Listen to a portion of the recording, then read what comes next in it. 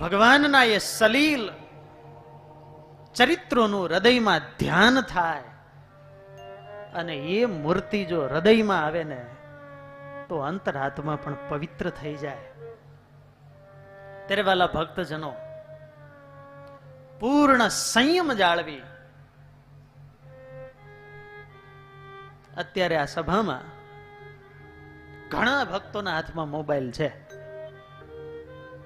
રાત્રિનું session હોય ને ત્યારે તો આમ દેખાય, મોઢા ઉપર આમ વિશેષ પ્રકાશ થતો એટલે ખબર પડે કે બે કથા ચાલતી લાગે છે.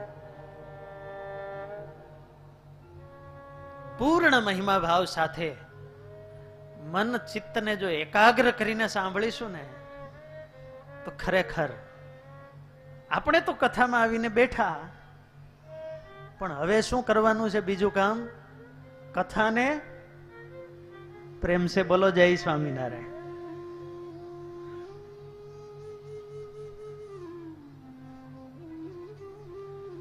માહાત્મ્ય મધ્ય શુભહો યજ્ઞાન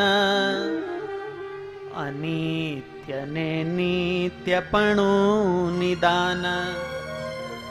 તે જ્ઞાનથી તો પ્રભુ ભક્તિ આવે,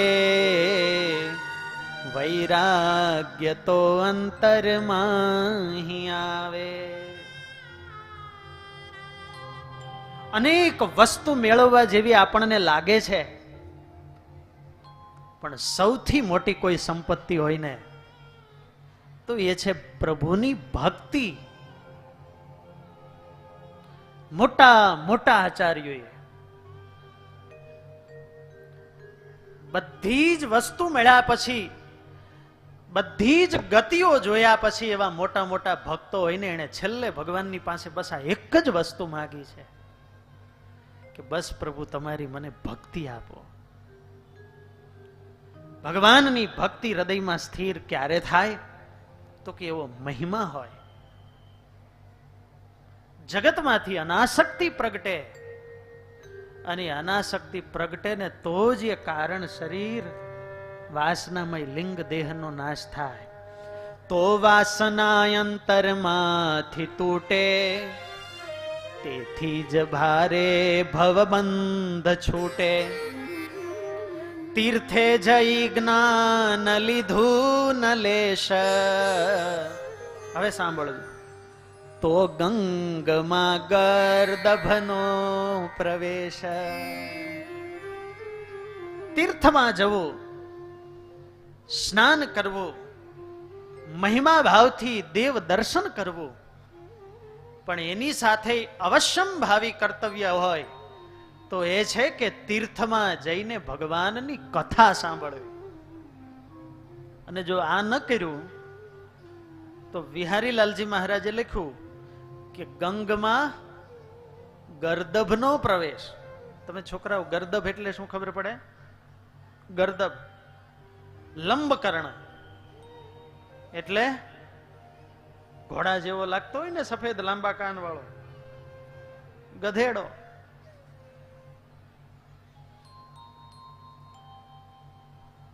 ત્યારે વાલા ભક્તજનો, આવો દિવ્ય સ્થાન આપણને પ્રાપ્ત થયું. બીજા તીર્થમાં તો પાપ બળે, પણ અહીં તો નિર્ગુણ એવા પરબ્રહ્મ પરમાત્માનો સીધો સંબંધ છે. એ સંબંધ આંખે કરીને ભગવાનના દર્શન થાય, હાથે કરીને જ્યાં જ્યાં આડો, બધી જ ભૂમિ પ્રભુની પરમ પ્રસાદીની. કાને કરીને ભગવાનની કથા સાંભળવાની, જીહવાએ કરીને ભગવાનનો મહાપ્રસાદ લેવાનો. દેશ કાળ ક્રિયા સંગ મંત્ર શાસ્ત્ર, આજે 8 શુભ કીધા કે જીવને ભગવાન સુધી પહોંચવા માટે 8 શુભ જોઈએ. અત્યારે નિર્મળભાઈ 8 શુદ્ધ છે. કેવા? 8. અને આ બધા વજ્રો ભેગા થવા ને એ સહેલા નથી. ત્યારે નવા વર્ષમાં આપણે પ્રવેશ કરી રહ્યા છીએ.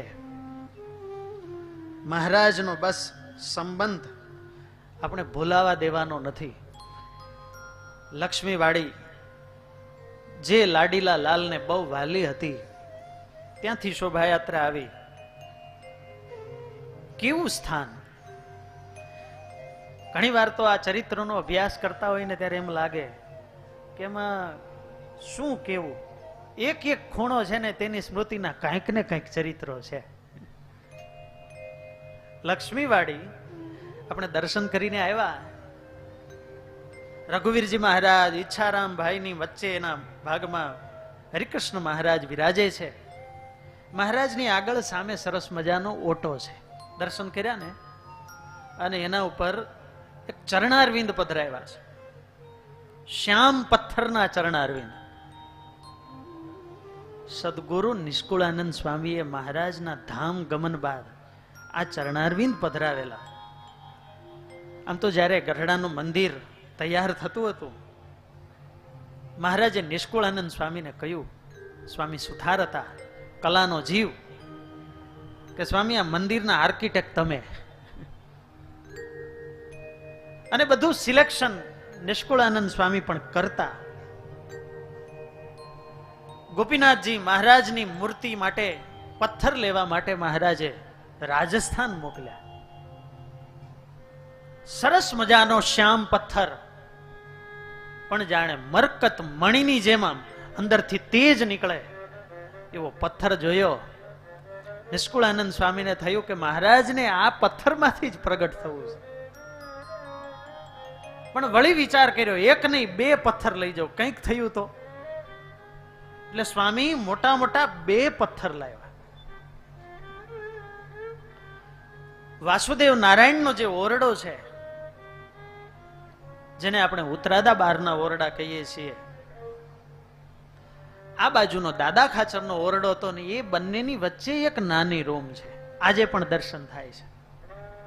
નારાયણજીભાઈ ત્યાં ગોપીનાથજી મહારાજની મૂર્તિ ઘડતા. મહારાજે કહેલું કે અમારા અંગો અંગનું માપ લઈને મૂર્તિ બનાવજો. અને મહારાજ અવારનવાર પધારે અને નારાયણજીભાઈએ મૂર્તિ બનાવે. અર્ધે કામ પહોંચ્યું. મહારાજ કે બરાબર લ્યો છો ને માપ? નારાયણજીભાઈ કે હા મહારાજ. છતાંય મહારાજ કે બરાબર. હવે મહારાજ માપ લેવાની જરૂર નથી, આ તમારું દર્શન ધ્યાન કરતા કરતા અમને બધુંય સ્મૃતિમાં છે. અને માપ લેવામાં થોડું કર્યું, મહારાજની ઈચ્છા, અને એ મૂર્તિ ખંડિત થઈ ગઈ. ખંડિત મૂર્તિ થઈ ગઈ એટલે પધરાવાય તો નહીં. નિષ્કુળાનંદ સ્વામીને વાત કરી. સ્વામીએ કહ્યું કઈ વાંધો નહીં, આપણે બીજો પથ્થર લાવ્યા જ છીએ, તો આપણે એમાંથી મૂર્તિ બનાવીએ. નારાયણભાઈ હવે ધ્યાન રાખજો. હા સ્વામી. પણ નિષ્કુળાનંદ સ્વામીને વિચાર આવ્યો કે અનેક વાર મહારાજ અહીં પધાર્યા છે, આ મૂર્તિની બાજુમાં મહારાજ ઉભા રહ્યા છે, મૂર્તિને આડી સોવડાવી હોય તો મહારાજ એની બાજુમાં સૂઈને માપ લેતા હોય, મહારાજે મૂર્તિ માથે હાથ રાખ્યો હોય, આવી પરમ પ્રસાદીની ભલે ખંડિત, પણ આ પથ્થરને જવા ન દેવાય. એટલે સ્વામીએ કોઈને કહ્યું નહીં, અને મોટો પટારો લઈ અને એમાં સંતાડી દીધા એ પથ્થરને. શ્રીજી મહારાજ ધામ ગમન થયું. અને જ્યારે એ સ્મૃતિ મંદિરમાં સ્મૃતિ રૂપે ઓટો બનાવવામાં આવ્યો, આજે પણ એ ઓટાની અંદર ત્રાંબાનો ગડર કરી ત્રાંબાની સાંકળે ત્રાંબાનો કળશ બાંધવામાં આવ્યો, લટકાવવામાં આવ્યો છે. અને એની અંદર સ્વામિનારાયણ ભગવાનના અસ્થિના ફૂલ પધરાવવામાં આવ્યા છે. એકેય બાજુથી ભૂમિને સ્પર્શ થવા નથી દીધો. અને એ કળશની ફરતે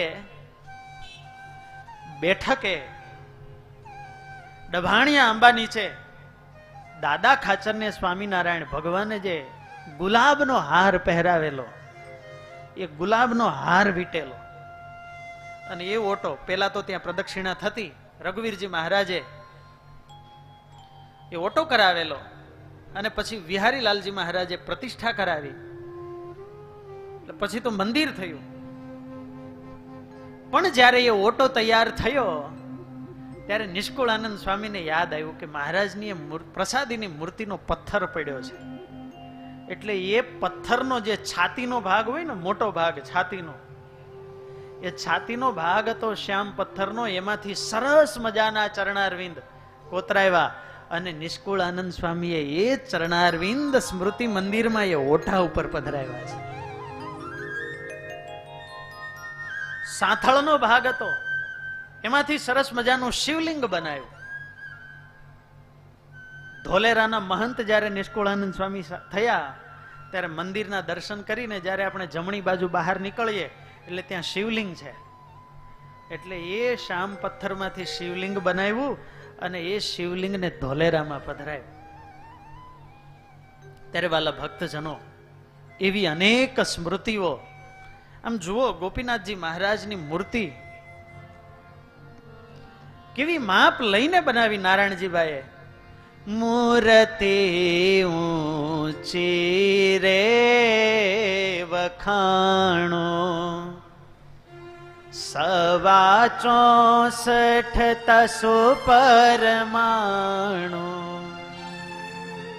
64 તસુની મૂર્તિ. એક તસુ એટલે 1 ઇંચ થાય, 64 એટલે 5.25 ફૂટની મહારાજની ઊંચાઈ હતી. અને ગોપીનાથજી મહારાજનું સ્વરૂપ તૈયાર થયું.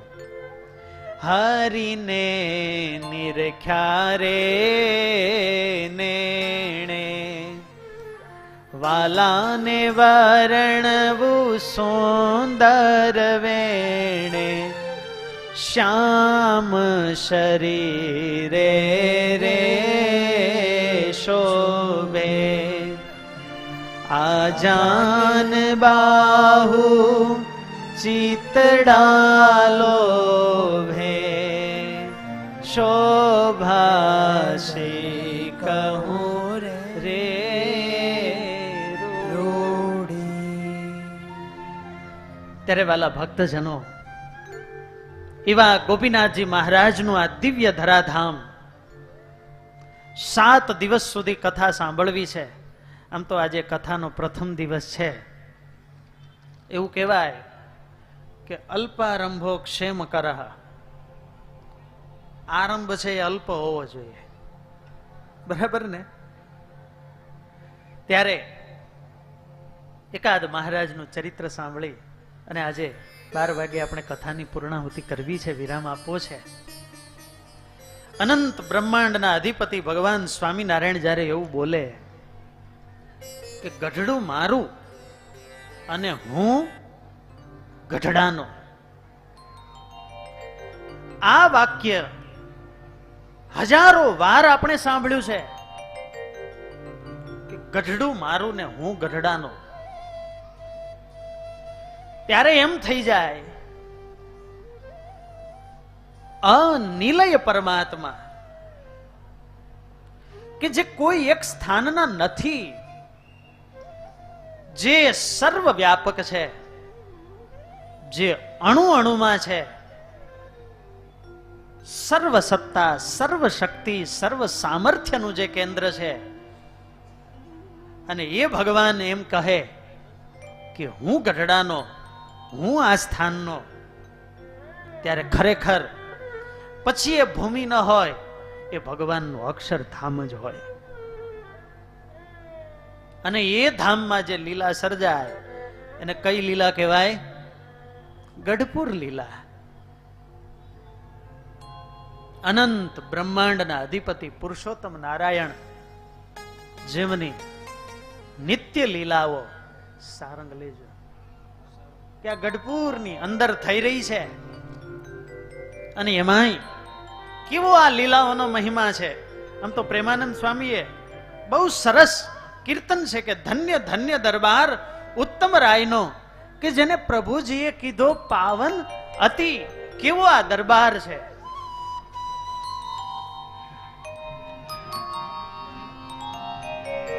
ધન્ય ધન્ય ગઢ રાજ આજ સમય અવની પર બીજું ધામ નથી. ઓ ધન્ય ધન્ય ગઢ રાજ આજ સમય અવની પર ધામ